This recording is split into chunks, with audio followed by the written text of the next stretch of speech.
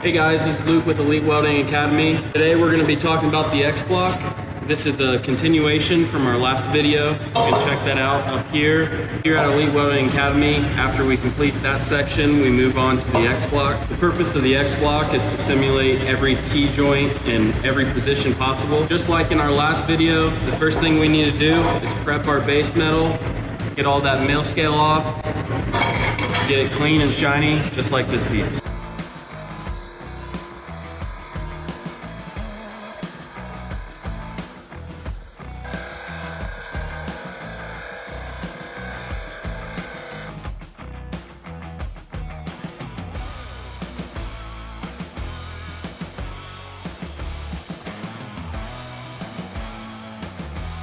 We've got our plates prepped here, all cleaned.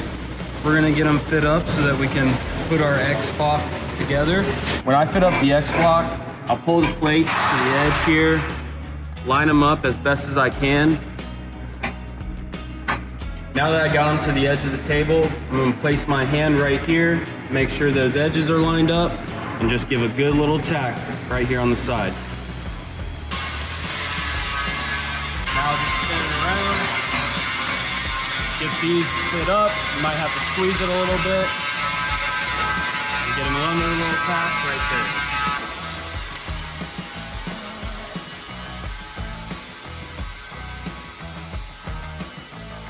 The reason for us tacking on the side at the beginning was so that when we tack this on, we have 0 air gaps at the bottom. And I'll put my tack on the end here.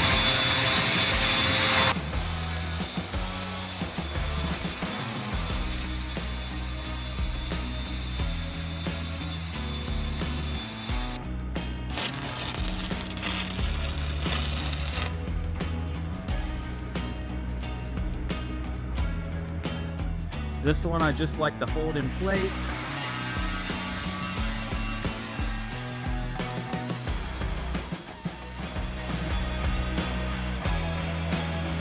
All right, so we got our X-Block all tacked up.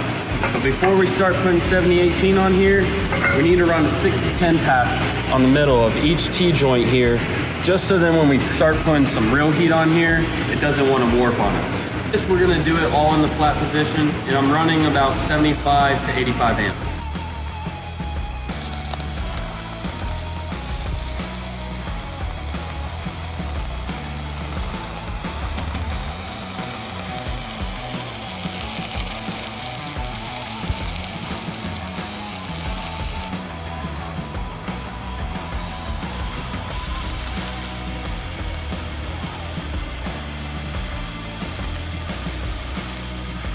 We got all the 6-10 roots in here.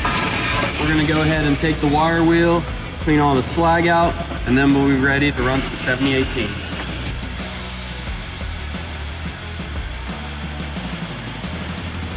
All right, so we're in the welding booth now. We're ready to start putting some 70-18 on here. The first position we're gonna be doing is 1F or flat plate. So you can either just set it straight on the table or tack it up here on the pole. First thing we need to do is get comfortable. You need to be in a 3-point contact stance. So a good way to do this, make sure you square up your feet, put your arm on something you can rest on, and then just do a little pre-run to make sure your hands can go where you need them to go. We're going to be welding at a 10 to 15 degree drag angle, so let me demonstrate. This would be straight on, over top. Here's about 10 to 15 degrees. We're going to be dragging this direction. For this weld, we're going to be trying to cover up the 60-10. So we're going to be using a weave bead, moving side to side, making sure that we cover everything from that previous weld.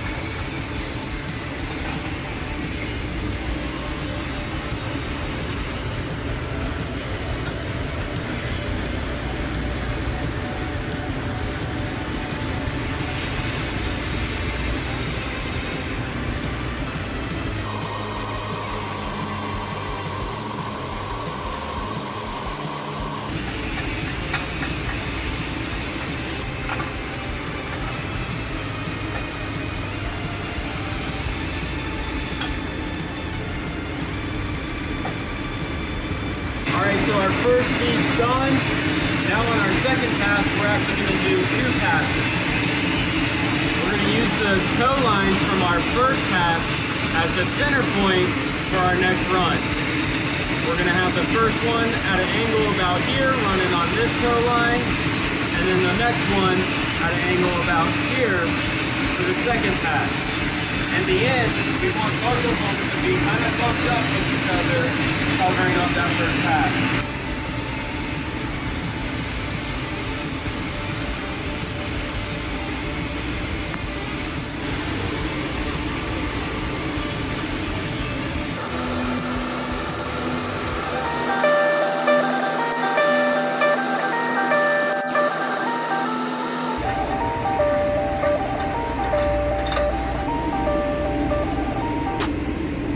Ran 3 passes with the 7018 332 rod. We got the one covering up our 6010 root, and we got the 2 here covering up the first 7018 root. Now we're going to go ahead and move up to the 1/8 rod.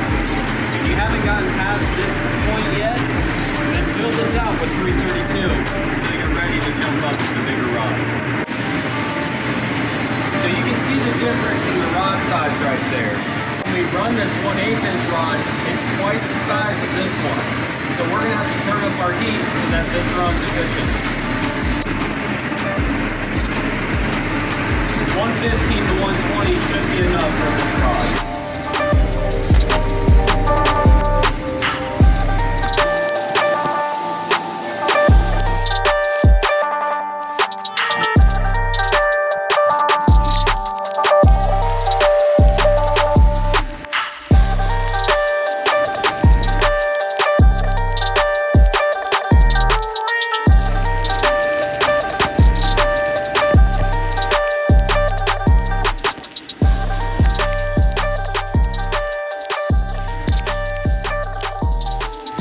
So notice how much bigger the 1/8 rod is compared to our 332. And that's why when we go to do this next go, it's only going to take us 2 passes to fill it up completely.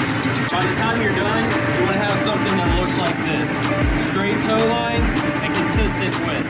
If you're ready, then go ahead and take this to your instructor and he'll get you set up for the next position. But keep in mind that you guys are going to be putting quite a bit of metal in these. So in order to keep this from warping, we want to jump to the opposite side and start welding there. So the next position we're moving on is 3F, which is vertical up. So before I start, I need to get this in position. Some of you guys will be welding with different hands or different angles, what may be comfortable. So I'm just going to move my setup in the way that's comfortable for me.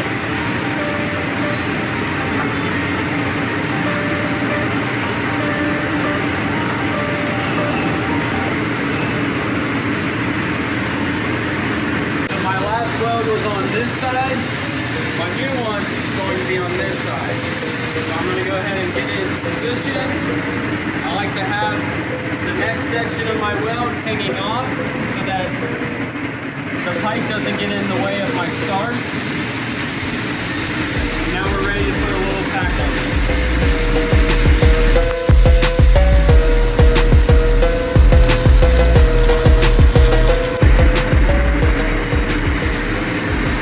Now our piece is tacked up, nice and stable.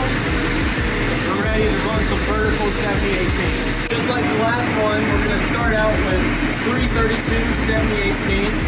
Make sure you turn down your machine somewhere between 75 and 95.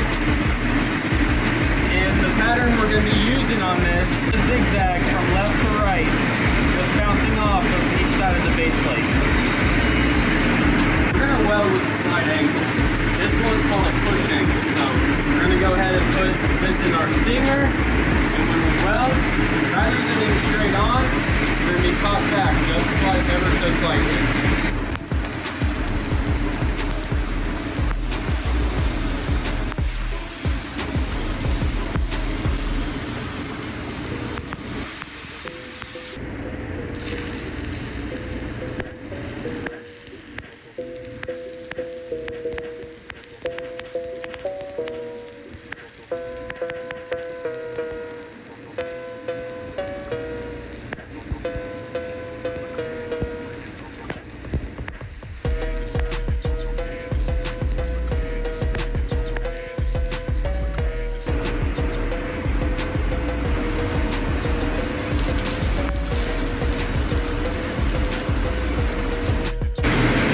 Alright, we just finished our first pass with the 7018. Now for our second pass, we're going to use the toe lines just like before to be the center point or the guide for our next two passes. Let's do that.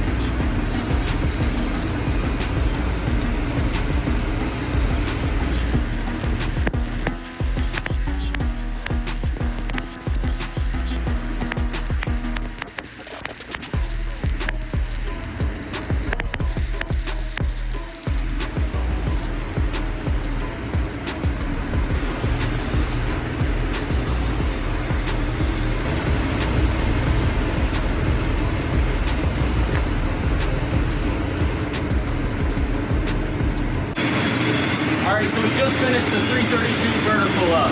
We're ready to start 8th inch. Make sure with this, you don't forget to turn your amps up. Because we're using the 8th inch rod, we're going to be dealing with quite a big puddle. So just be ready. Once we strike up, start moving.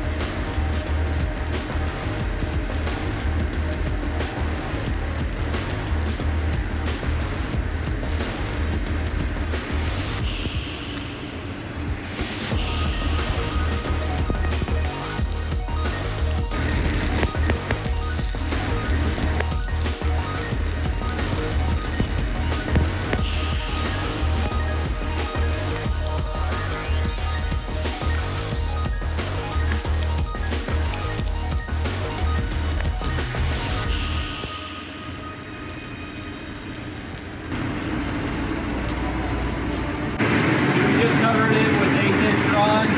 On this last pass I had to do 3 just because of how wide it is. Looks like we're getting the hang of it, so we're going to go ahead and move on to 2F. That's horizontal. You'll be able to tack this up anywhere you like. All that's important is that when we tack it up, it's in this orientation so that it mimics a standard T-joint.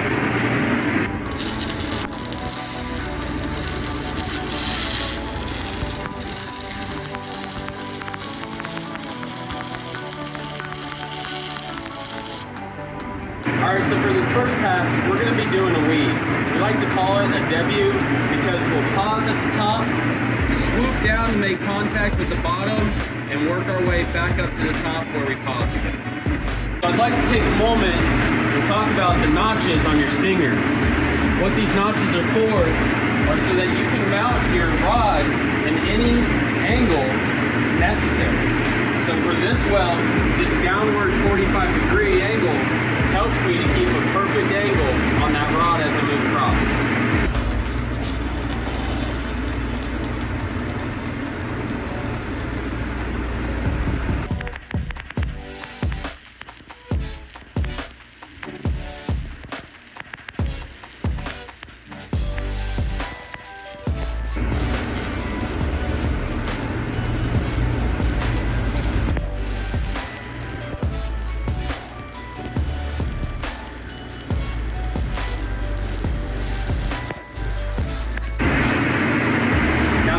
Went in pretty good. On the remaining of the passes though, we're going to be doing stringers only, which has very little manipulation of the puddle. So we'll just start here on the bottom toe line, move straight across. After we complete that one, we go on top, and so on until we have what looks like a staircase. For the first pass, I'm going to have a little bit more of a straight down angle, and then as I start to work my way up, start turning up, try to aim more at this base plate.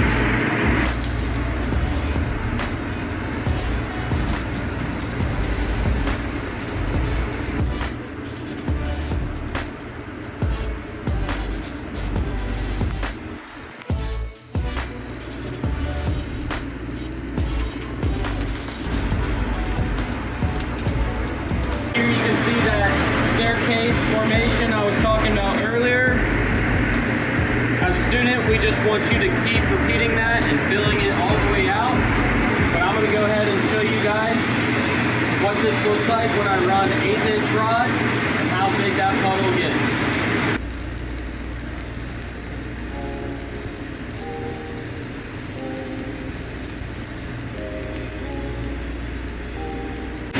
You can see the puddle size difference here. There's the 332, here's the 1/8". So I might be able to cover this in 2 passes.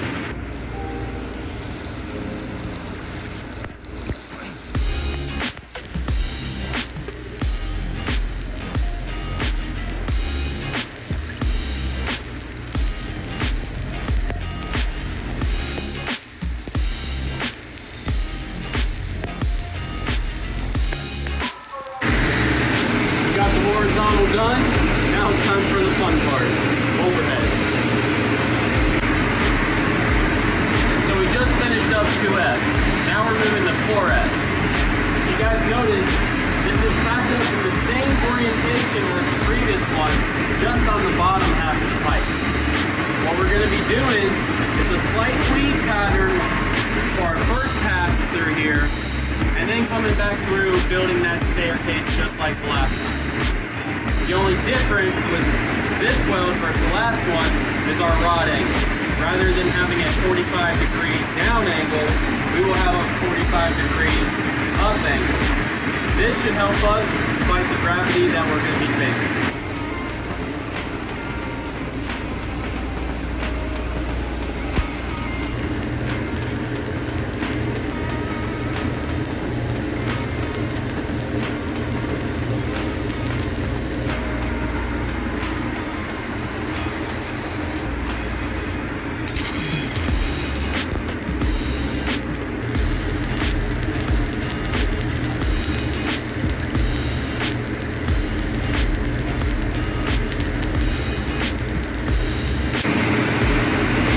So that pass went in good. Now we're going to do our next pass. We're going to use this toe line as the center guide for our stringer and work from the bottom up.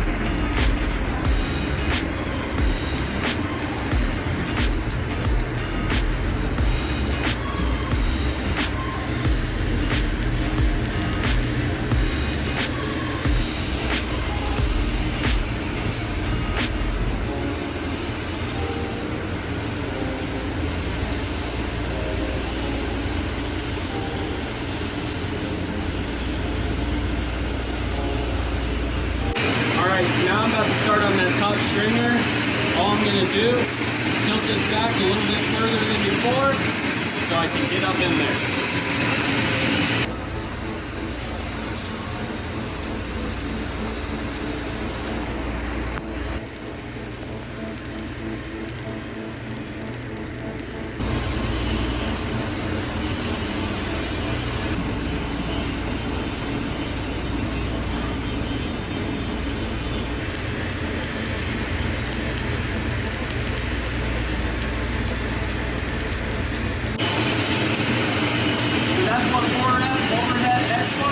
When you guys start running the X-Block, just remember, the point of these is to practice. Fill them all the way out, and make sure you pay attention to your arc length, travel speed, and rod angle. We'll catch you on the next one.